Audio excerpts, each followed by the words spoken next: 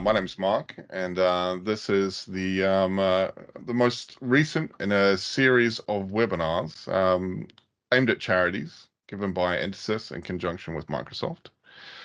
I'm going to let a few more people give it a couple more minutes for a few more people to join. I can see we've got almost 20 people now, but I think we're expecting 40. And it is a Thursday morning. There's always a lot going on.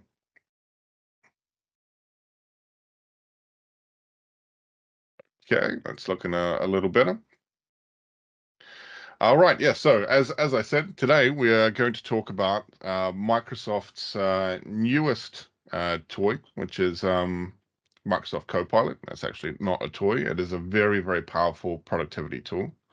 And we're specifically going to look at how you can use it for charities. Now, this is going to be an introduction, so we're not going to dive too deep, but we are going to look at both the free version and the paid version.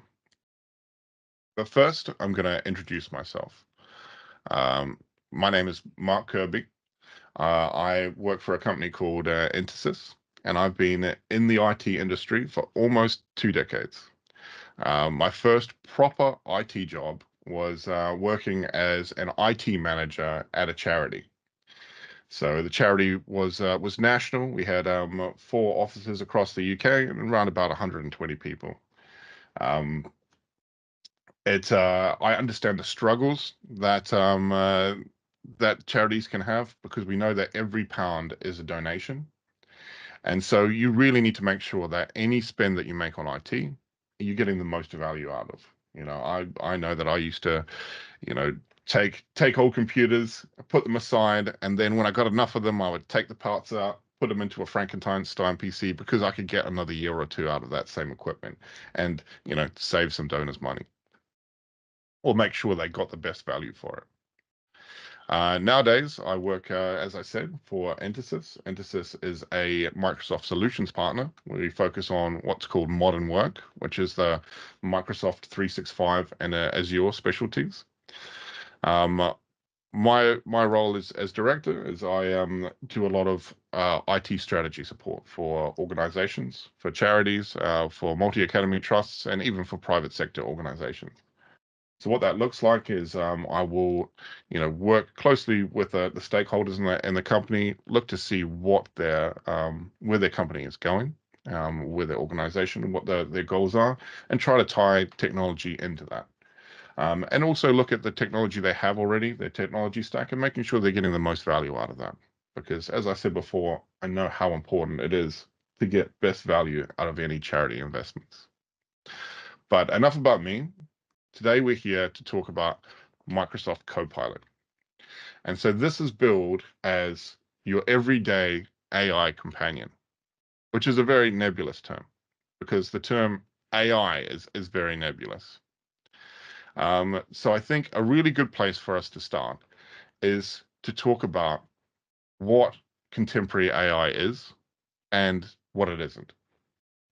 So ever since we had computers, we've been trying to make them intelligent. Your calculator that you had in school was very intelligent, but it was niche. It was it could do one thing and it could do it really well. And so since we've had computers in the workplace or around the home, we've been trying to make them, or developers have been trying to make them intelligent. And the way that AI works is, or a computer works, is it takes input, it runs a process, and then it gives you the output. So if this happens, then it does this, and then it's going to tell you that. It can only do what it's been told. However, over time, the amount of input and the complexity of the processes that affect the output have increased dramatically. And we start having these things called algorithms. And algorithms is the kind of AI that we've had for the last 10, 20 years. You probably use them already today. Google uses an algorithm to get its search results. And it's much more complex than you just putting in some information and getting an output. what it takes is not only the words that you type into the Google search, it also takes into account a whole list of different features or bits of information. So it looks at the location that you're doing it from. It looks at websites that you have visited, your search history. It also looks at, metadata. So what sites people like you or people that put the same input into have clicked on after doing that search. So it takes all that input, and that's what affects the output.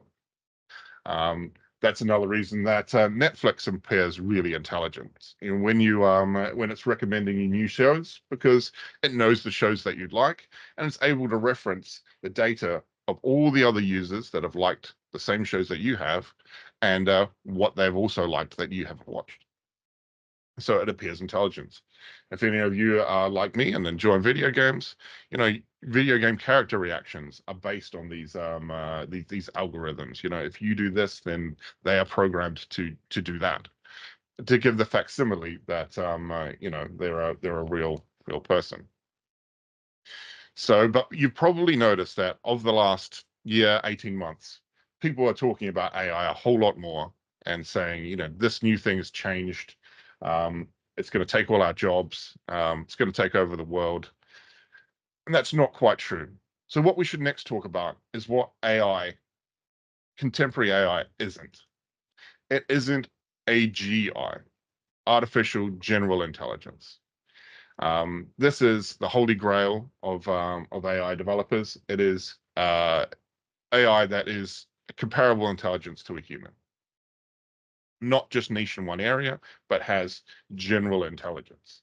And so to do that, you really need a few bits of functionality that that computers just don't have. You have you need creativeness. It needs to be able to think in the abstract. It needs to be able to understand context, have background knowledge about things and apply that to its answers. It needs to be able to transfer learning. So take lessons that are learned from, say, playing chess and apply them to politics. The AI nowadays can't do any of that. It also doesn't have an understanding of cause and effect. So it doesn't understand the consequences of its actions. Now, that sounds a little bit more sinister than it is, but it doesn't understand it at all. It doesn't have an idea of time. And all of that kind of combines to say that AI nowadays and computers don't have common sense.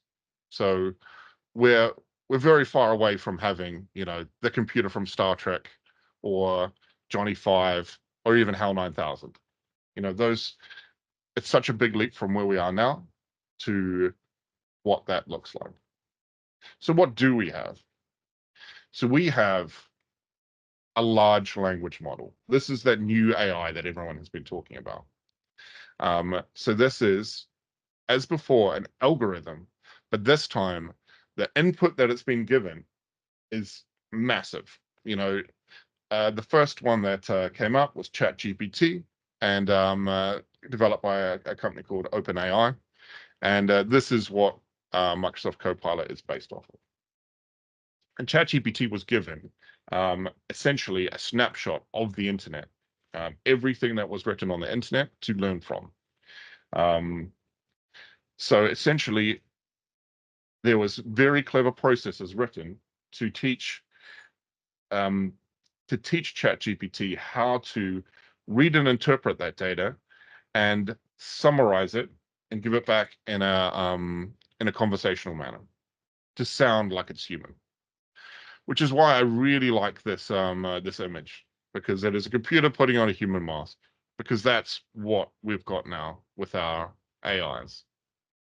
Now that said, they are incredibly powerful, but essentially all you're doing is you're speaking to data. It's a lot of data, and the data will speak back in a way that you can understand. So we move on. So we now know what it is that we're dealing with. So what can we do with it? Right now, we're able to do a lot. So we're able to catch up. We're able to use it to reference our own information. So there are two flavors of Copilot, work and web, and I'm combining them both here, but I'll go into the differences in a minute. So we're able to use it to catch up on our meetings. We're able to say what happened during this meeting. Please, summarize my emails for me. Let me know my schedule for next week. We're able to use it to create content. It uses its ability to reference the internet and say, hey, write me a presentation about time management or data security or anything that you want. You're able to get it to draft an email for you and actually create information by gathering information from the internet and putting it onto your page. As I said, it's able to reference all that information, so you can ask it a lot of questions. Give me some ideas for a 3-day trip to Hawaii. You may even want to make it even more specific. So you could say, give me ideas for a 3-day trip to Hawaii for people that don't like the beach. And it's able to reference all of that knowledge that it's got and give you some concise answers. Now, I say that with a caveat. As with anything on the internet, you do need to take everything with a pinch of salt. AI is really good for providing an initial answer for something, but think of it as we did with Wikipedia. Wikipedia is a really good place to start, but you shouldn't take that as gospel, and that shouldn't be your last stop. So finally, you're also able to use it to edit things. If I sometimes, particularly late at night, if I'm trying to write an email, it will come out as a stream of consciousness. And I might take that information, put it into Copilot and say, can you rewrite this to make this sound more professional? You can also use it to change the tone. You can say, make this email more assertive, or actually maybe make it politer. And you can even add images and create images with this AI, which you can insert in your documents and things. So, as I mentioned before, there are two different flavors of Copilot, Copilot Web and Copilot Work. Now, we're going to talk about Web first. So Copilot Web is free. It is built in to Windows 11 devices. And it's freely available online for everyone that doesn't have Windows 11.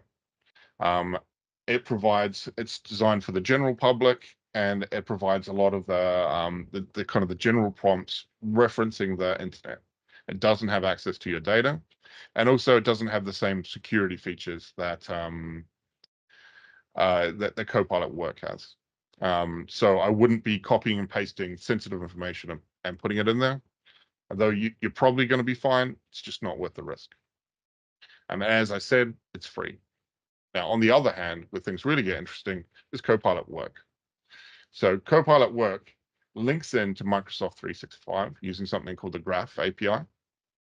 It integrates directly with Word, Excel, PowerPoint, Outlook, and Teams. And it's able to reference all the information that you have access to within your organization.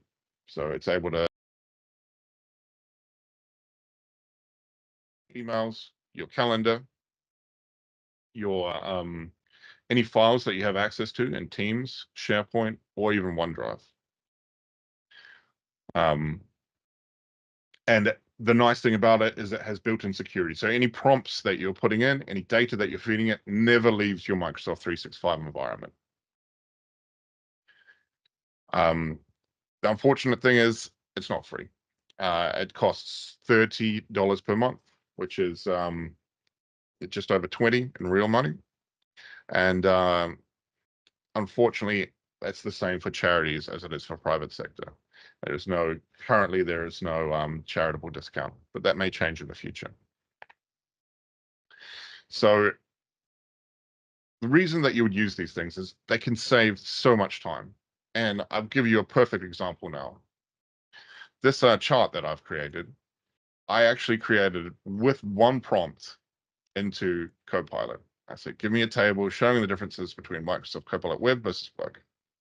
And so you can see here, that's already saved me 20 minutes. And all I did was copy and paste that directly into the slide. So now we're going to go and take a look at the free version of Copilot Web. So do feel free to follow along with me. It's just copilot.microsoft.com. And I'm going to share my screen. I am from now on going to be flicking between the presentation and live demonstrations. The unfortunate nature of Copilot work is that there is a lot of sensitive information in there, so I can't show you everything. So just one second. Here we go. Okay. So here we can see my version of Copilot. So we're just at copilot.microsoft.com, and you can see here I've got two options: web and work. Now the web is the free one. If you have a Microsoft account, a free Microsoft account, you can sign in and you will have access to Copilot Web. It will look slightly different. It will look like this, but a lot of the functionality is the same. I'm going to continue using my one because it is slightly faster. So, what can we do here? We can see we've got a few options here. We can start a knock-knock joke, should we want to. And that will just generate something for us to chat to.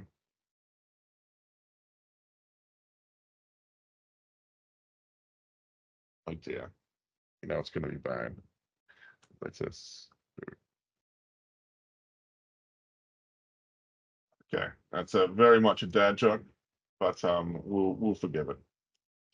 But as you can see, there's a lot that you can do with this. So what I'm going to do is start on a new topic, and I'm going to ask it a question to really help me. Say I was a social media manager at a charity, and or more likely, given responsible for social media and didn't have any experience in it, I would say, let's suggest some inexpensive ways to optimize my social media presence for my charity. So I'm going to click on this. It's now going to go out to the internet, and it's going to find some websites with corresponding information, and it will give me a condensed list. And so as you can see down the bottom here, as it's coming through, it is actually referencing the information that it's giving us. And so you can see by the numbers which website it got which thing from. And you can see, if you're reading through this, these are really, really useful things to see. Um, you know, user-generated content, get people to share authentic stories, behind-the-scenes glimpses, videos. These are really, really useful things that don't cost much. Collaborate with influencers, make sure you base things around hashtags. Really useful to see. And because I'm having this conversation with ChatGPT, it remembers my previous prompts in this conversation. So I can say, you've got some suggestions for further prompts, but I could say, can you tell me what not to do? So this is important because this is just a conversation now. I haven't told her anything about the social media or my presence. It just remembers it from the conversation. So you can see it remembers that I'm a charity, that I'm working on social media, and it tells us this list that it's got from these different websites.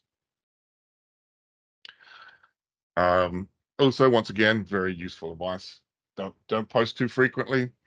And don't ignore the social aspect. I see people do that a lot.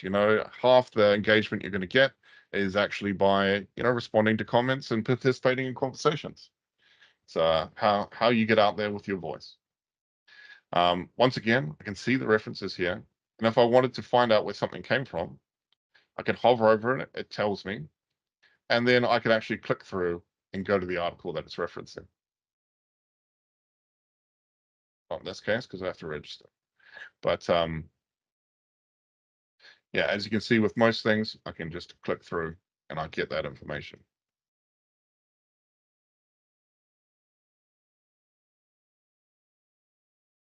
Okay.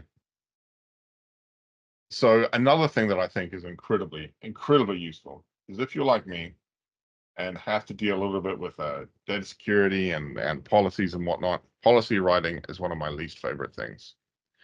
So I'm going to start a new topic, and I'm going to say, um, write me a GDPR compliant data security policy for a charity that deals with vulnerable children in the UK.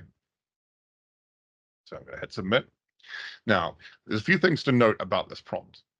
So instead of just saying, write me a data security policy, I've specified a few things. Specified that I want it to comply with GDPR. I've specified that it's for a charity that deals with vulnerable children, and I've specified that it's in the UK. And because of that, it's able to reference all of those things, and it's given me an outline for this. Actually, it's written the whole policy for me, to be fair. And so you can see it's actually complies with the UK General Data Protection UK, so UK GDPR. And this is an incredibly good start. So what I would say is actually, I think I want to add something to that. I can say, can you please add a section on data retention?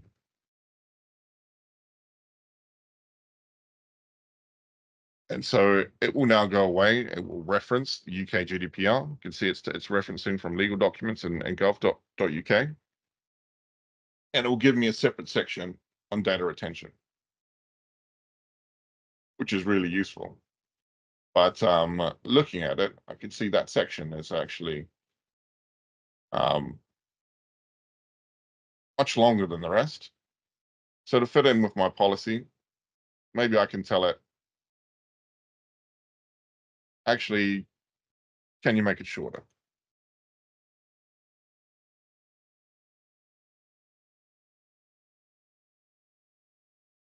And so it knows the reference. It's now going to go away and condense that same policy it gave me. And I'm able to have a back and forth with this till it gets much closer to what I want.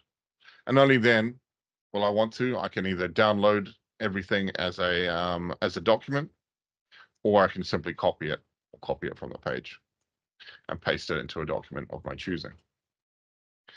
So that is incredibly useful. So the other thing you can do with ChatGPT Web is actually, well, I say the other thing, there's many things you can do, but another really useful feature is it integrates with another type of AI called DALL-E. And DALL-E is, if you think of what ChatGPT has done with words, DALL-E has done it with images. So it's looked at, all the images on the internet, and it's able to essentially create whatever you want. It's a melding of everything that you'd see. So one of the ways I use it is my father-in-law sends me a good morning image every morning because he's of that generation and he's very sweet.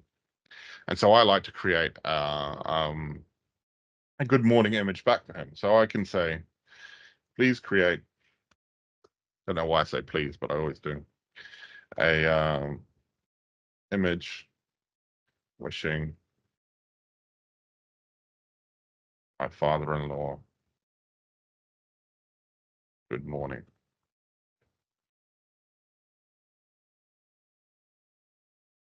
So it's actually going to go away. It's going to use this DALL-E and generate an image for me. Actually, usually generates 4 that you can choose from. Once it's done that, I'm able to give additional prompts to change it how I like. So this is an interesting one. It has maybe this. One thing you have to really be careful with these image generations is it struggles a lot with spelling.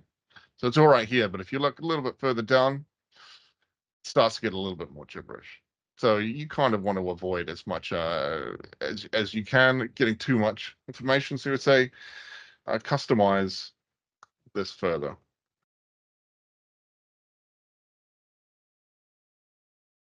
He likes walks in the park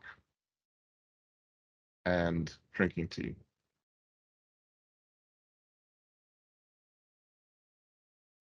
And so it's going to go away, take those prompts, and make that for me.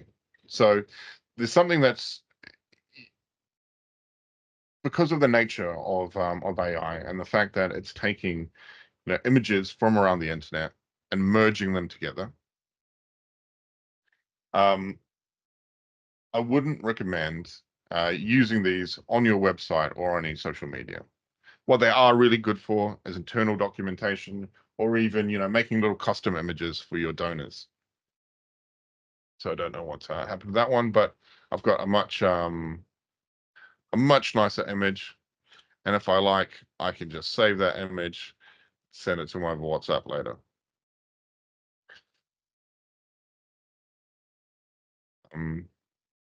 Yes, so that is WhatsApp Web. As I said, it is free and incredibly useful. What we're going to look at now is WhatsApp Work. And so as you can see here, here's some examples of things that I'm able to do. Catch up on my meetings, look at what's new from a particular person. One thing that I find really useful is I can say, what's the latest with either a person or a client, and it will give me all those updates. Now, unfortunately, as I said before, this is live, this has access to all my data, and so I can't really write a lot of prompts in front of you because I'm not 100% sure what it's going to come back with. But what I can do is go back to our presentation. We can look at how some of these prompts work in real time. So 1 second. Slides. Okay. So here is a really useful way to use it for integrating with your Outlook. So I've asked it, help me prepare for my meeting at 11 a.m. on Thursday. It's today's meeting. And so what it's done is it's taken a look at who's attending the meeting, what the meeting's about, any documents that are referencing the name of that meeting, and the people that I've been working with on it.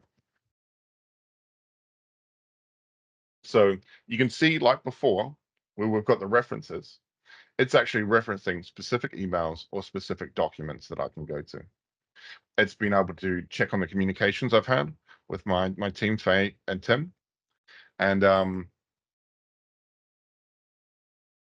it suggested next steps and oh, I've lost it. Next steps and advising me to check my technical setup, make sure my mic's working and everything, because that can always be a bit of a nightmare. Other things I can do with it is I can ask it to summarize my emails for today. And so it goes through, it looks at all of my emails and summarizes them for me. And so, if you're anything like me and you're in meetings all day and you're getting swamped with emails, this is a real godsend to kind of help me keep on top of things without actually having to kind of read through all of the emails that I'm CC'd into that I don't necessarily need to do anything for. So once again, I can take the power of the summary, and I can actually say, well, what tasks do I have from these emails? And so it goes through and it looks at anything that I've been referenced in with work that needs to be done. So it's given me these examples of all the things that I need to do. Once again, I can click on each bit, and so I can link into it. Also, I could ask, say, follow up on point number 4. Give me more details, and it will once again summarize that, give me some more details, and I can dig into it and have a conversation with it about my information the same way as we were doing before with the policy. The other thing I can do is take emails that potentially are written in haste and rewrite them. So here's a great example. I sent this to myself. Nothing is working. You must fix it now. And so I said to Copilot, I used the button that said Coach with Copilot. Certainly, Here's a more professional rendition of that statement. We're currently experiencing technical difficulties that are affecting our operation. Your immediate attention to these issues will be greatly appreciated, which is a much nicer email to receive. It means the same thing, but much nicer. The other thing you can see here from this image is with all email chains, because you may find that you're in a big chain of emails and you don't have time to scroll to the bottom and then start scrolling up, you're able to click on this and it will give you a quick summary of that email chain. Built right into Outlook, incredibly, incredibly useful. So the other thing is you can use it almost as a personal assistant as well. So here you can see I've written, cancel my meetings for the 3rd of June. And it says, okay, well, you've got 5 meetings. These are the ones that you've got. Are you sure you want me to cancel all of these? And to which I said, yes, but please cancel them all except the one marked as leave. And so it will send the cancellation messages across. And it kind of saves me doing it myself. Particularly good if maybe, you've got unexpected leave or you're off ill and you just want someone to, you don't have a PA to call up and cancel all these things. Once again, you've got the references there should you want it. So now we're going to start taking a look at Teams. Once again, it is built into Teams. So there's a Copilot button on the top right, which I'll show you in a second. And you're able to just ask it questions, and it will reference all of your chats and all of your documents within Teams and your calendar as well. So I can say, when's my next meeting with Faye? And it looks through my calendar. It tells me when it is and who organized the meeting. So once again, incredibly useful. Another way of doing it is similar to the Outlook, summarize Teams messages where I was added, when people actually want me to do something. Once again, if you're getting a lot of messages and you're not on top, it's incredibly useful. And so one thing I'd like to point out, which is just great, is it knows a little bit of context about this. So one of my colleagues asked if we were still seeing a particular client tomorrow, to which another one of my colleagues replied that it was cancelled. So it's taken that whole conversation and just given me the most important parts. So this is another amazing, amazing tool. So I'm going to switch across. This is how you can use Copilot to summarize your meetings and help you track follow-up tasks. So this was a meeting that I had last week with in preparation for this very very webinar. Bear with me for one moment while I bring my Teams across. Okay, so here we can see, and I've just double clicked on that meeting in my calendar. And I can see here, I've got within the chat, I've got the ability to view the recap because the meeting was recorded, or I can just go to the recap button up here. This is an incredibly, incredibly useful page. So, here we can see we've got the recording. That's great. But more so, it has automatically made chapters for this meeting. We can see the different things that we were talking about. And it has broken that down. So if anyone was revisiting it, you can quickly go to the part that's useful for you. We see here under the speakers, who was talking. So clearly this conversation was mostly between myself and Naveed, and with Faye and Tim adding bits and pieces here and there. We've also got on the right-hand side this meeting notes. So some key points about what happened during the meeting. And then you can also see follow-up tasks, and not only what the task is, but who it's been assigned to. And so, once again, as with everything AI, you're going to want someone to check over this. But if you're like me and can't multitask and take minutes and listen to a meeting, it's a godsend. You know, it's a lot easier to go through and make changes than it is to start with a blank page. Now where it gets really interesting is this is not the end. We can see the topics that were discussed in it. These are where the chapters came from. But I can actually query this even more.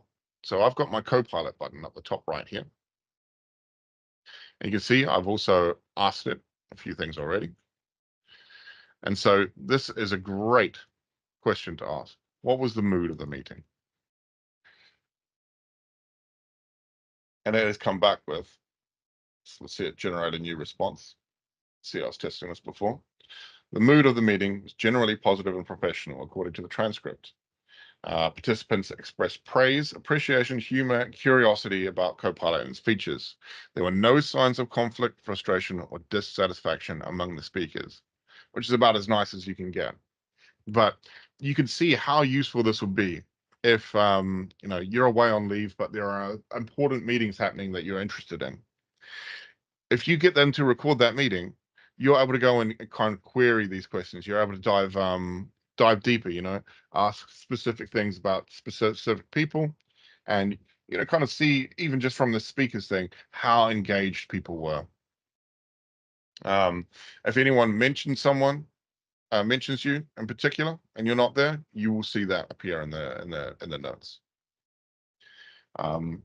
So really powerful tool. But once again, you do have to make sure that you're recording those meetings to get those benefits. Okay, so the next thing we're going to look at is Word, and once again I'm going to give this a live demo because it's much more exciting. So here is a document that we created a while ago to help companies migrate their data to SharePoint.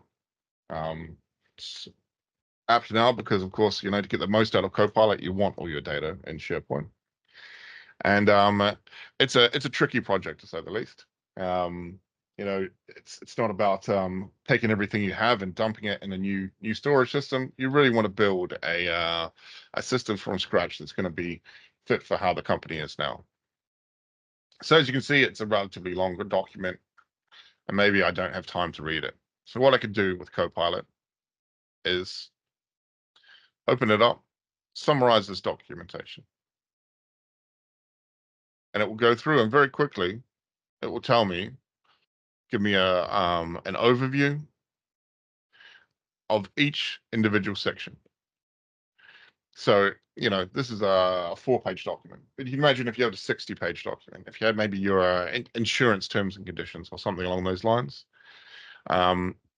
really useful to summarize it. But then again, you can ask it specific questions. So I could say, how many phases in this project?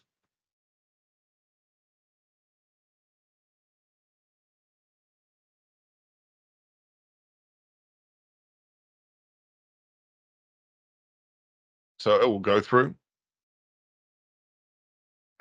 read the document, give me the best answers. So we can see 5 phases and what they are.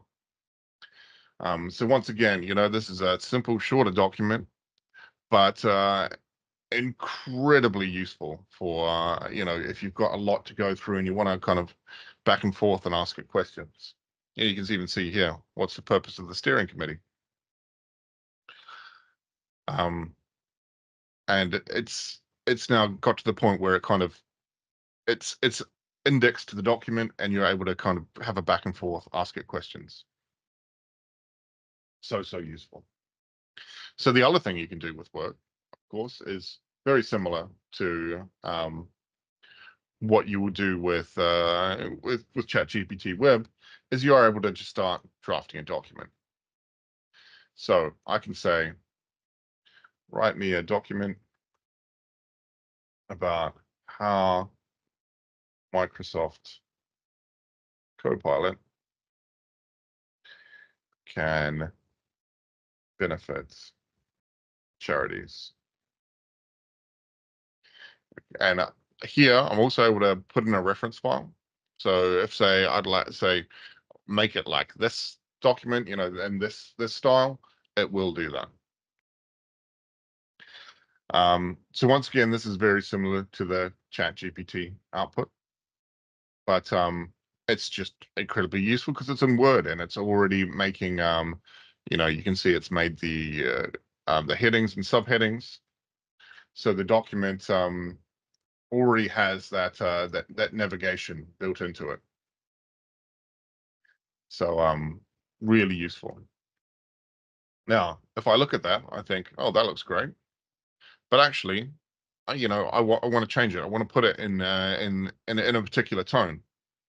For those of you that are in marketing or marketing adjacent, you probably know you might have a company voice document. So you could say, make it sound in this voice. But for a good example, I could say, make it sound like a turn of the century.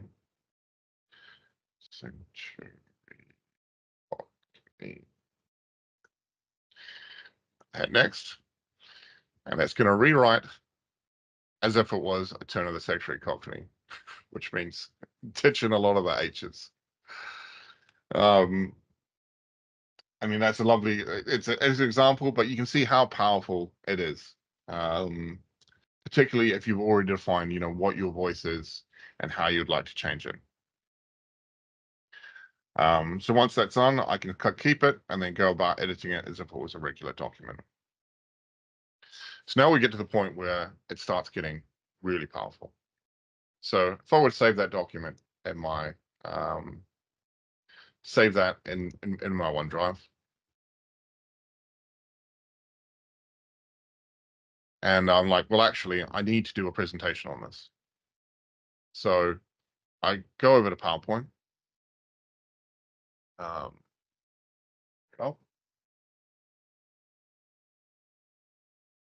and I'm going to open up a new presentation. Click on my Copilot on the side. And I'm going to choose create a presentation from a file. So we can see here that it has looked at my recent documents.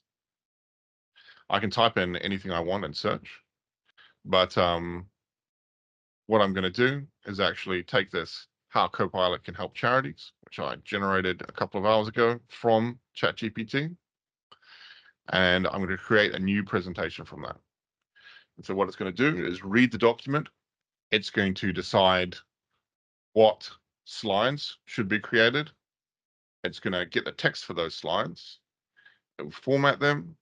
It will even find suitable images and put them in, and even create speaker notes for each one of those slides.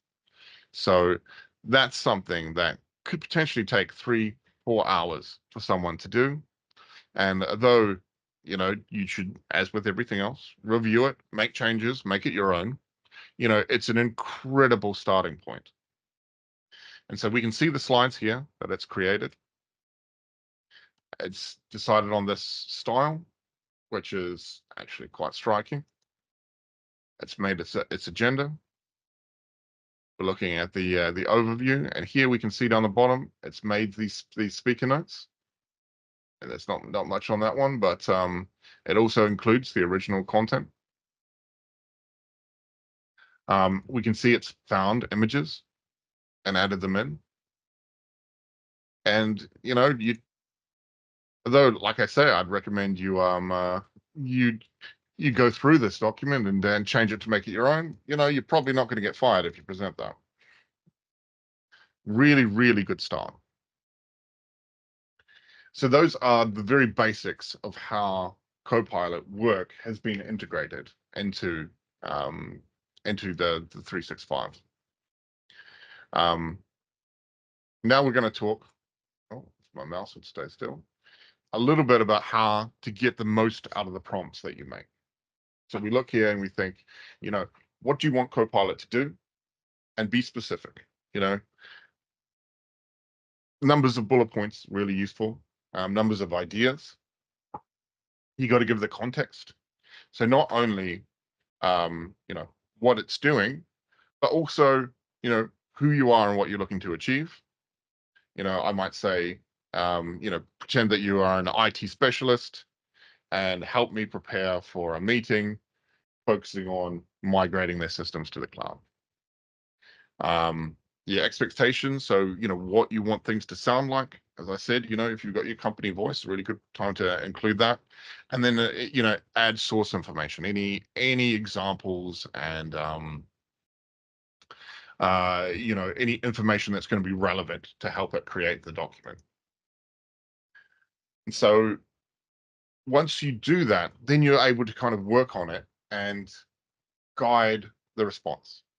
So like I did before with the Copilot web, and I was able to say, make this more like this, have a conversation with them.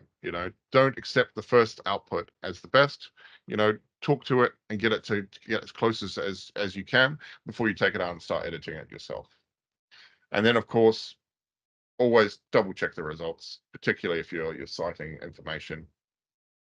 Just cross-reference it and verify any information that you're putting in there. So what do you need to do to get prepared for Copilot? And the best advice is to be cautious with your adoption. Copilot, as you can see, is a very, very powerful tool, but it is also a test on your organization's document storage methods. So if you have set up your organization with least permissive access, so people only have access to the files that they need to work on, you're not going to have any issues. If you have, however, a flat structure and everyone's got access to everything, even though they might not have known that before, it's once they get Copilot, it's not going to take them long to start asking questions like, what is Mr. X's salary?